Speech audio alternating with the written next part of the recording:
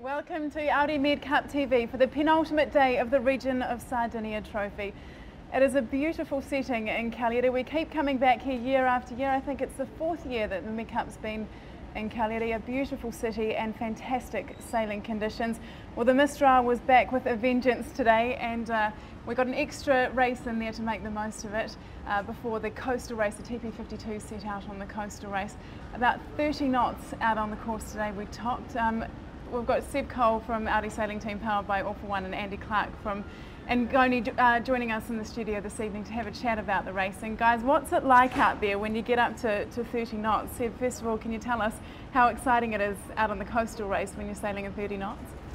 Yeah, well, it was a great day for sailing for sure, and for sure at one stage you have, when the breeze pick up, you have to think more about finishing the race than winning a race. So today was a little bit like that. And Andy, not such a great day for Ngoni today. Can you tell us about some of the challenges that you guys faced? We had a difficult first race, but our perseverance definitely came through in the second race, which was the more difficult race to finish. And we're pretty happy at how the end of the day we've come out, but it's definitely a tough day on the water. Those boats are quite incredible downwind, aren't they? Yeah, they're very, very tender and require a lot of effort to get them going at full speed, and a lot of physical work. So I think we've got a few tired crew members relaxing now. Well, it wasn't a great day for a couple of the Soto 40 fleet. 22 from Sardinia also struggled out there today, but they are still the local heroes after overhauling Iberdrola yesterday.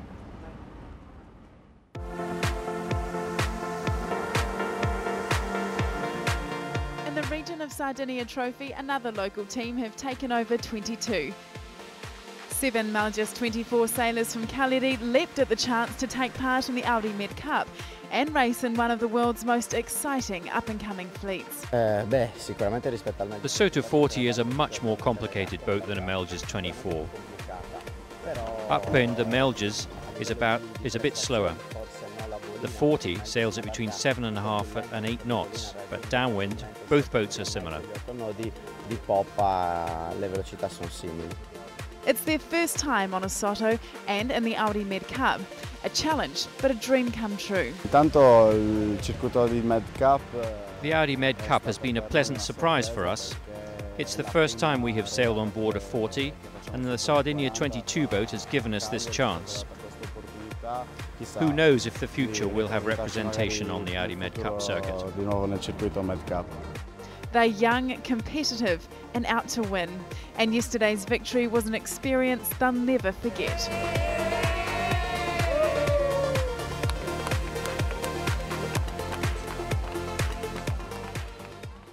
Yes, they had a great day out there yesterday, but it wasn't so easy for them today. Here's the highlights of the Soto 40 class.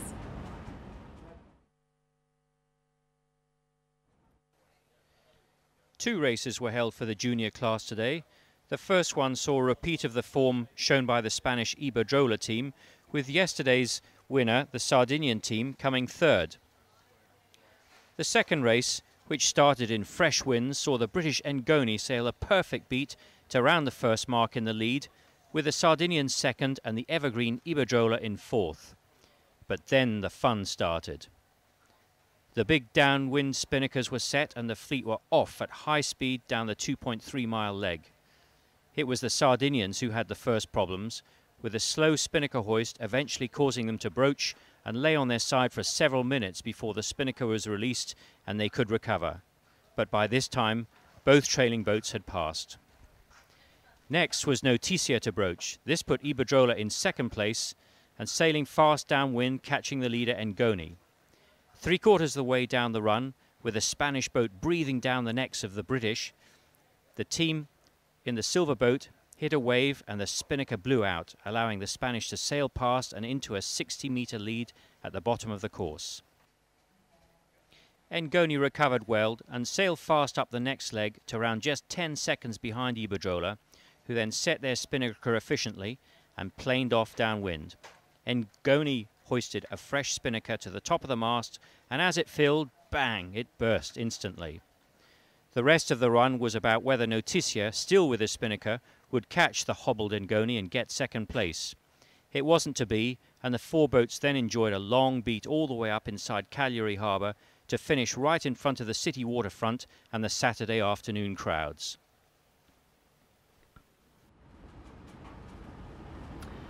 So the two Spanish teams still at the top of the leaderboard, and an unassailable lead for Iberdrola there, 6 points, followed by Noticia on 12 points, and 22 Sardinia, the local team, and Ngoni in third and fourth. Andy, a very difficult day out there. How frustrating was that for you when you were ahead of Iberdrola? It was great to be up there fighting for it, and it's a shame that we knew we had a slight nick in the kite on the first downwind leg of the second race. We're trying to nurse it in, and unfortunately we were pushing hard as Iberdrola started to come with us, and it didn't survive. And then the second spinnaker was just we had to try it, and unfortunately it didn't work for us. But managed to hold on against I think it was Noticia, yeah, and get a second after a very challenging race. So very happy. How close did you come here? Because how many spinnakers have you got on board with you? We carry 3 spinnakers.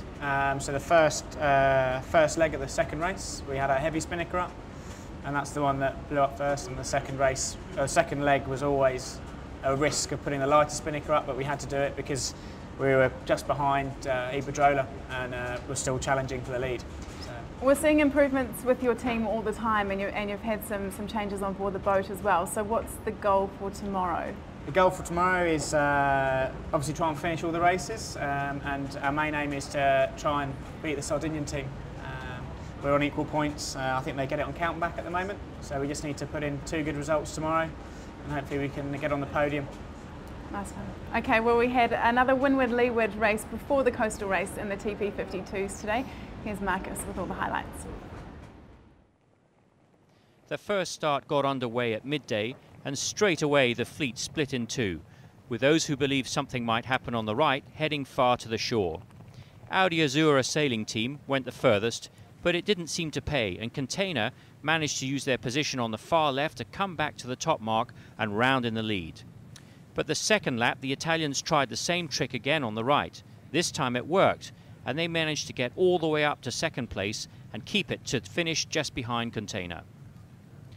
The coastal race itself started at 1:30 in much fresher winds, and again the dilemma of which side to choose for the first beat was on everyone's mind. The Russian Synergy chose the right and turned the first mark ahead of Audi All For One and Quantum. The red boat did a better set on the run, and when it came to the jibe managed to turn inside the Russians and move out into the lead. The strong conditions kept all crews on their toes, and at the leeward gate all teams rounded bumper to bumper with plenty of shouting and red flags fluttering. The next leg was a 2-sail reach deep into the Gulf of Angels, with winds hovering in the high 20s. The 2 Audi boats revelled in the conditions on this tight reach. Their hull form may be giving them an edge on this point of sail, and they rounded the next mark in first and third positions respectively. And the last part of the race was sailed in extremely fresh conditions, and as the 7 TP52s made their final approach to the finish inside Cagliari harbour, it had all closed right up again. But it was another day for the on-form Audi All For One, winning this important race with its bonus points. More significantly, with Quantum Racing finishing second, they moved back into second overall for this event and extend their 2011 Audi MedCup season lead over Container. So we could be witnessing here one of the biggest comebacks we've ever seen on the MedCup. After last place in Cascais and second to last in Marseille, Audi All For One are atop the leaderboard on 18.5 points. If we have one race tomorrow, they've actually won the title, so hopefully there's 2 tomorrow, and we've got a bit of a fight on our hands. Quantum will certainly be coming back. We'll know they'll be fighting till the very end. Seb, tell us how much of this is a mental game for you guys now, because you've managed to perform well all week. Is that in part a mental thing for you? Not. Not really. I think we, from Marseille already, we learned a few things from the boats, and obviously the condition here suits really well the boats. The boat likes the big wind, so we learned a few things in Marseille, and we try to adapt our way of trimming the sails here in Cagliari, and makes the boat really powerful in the breeze. So.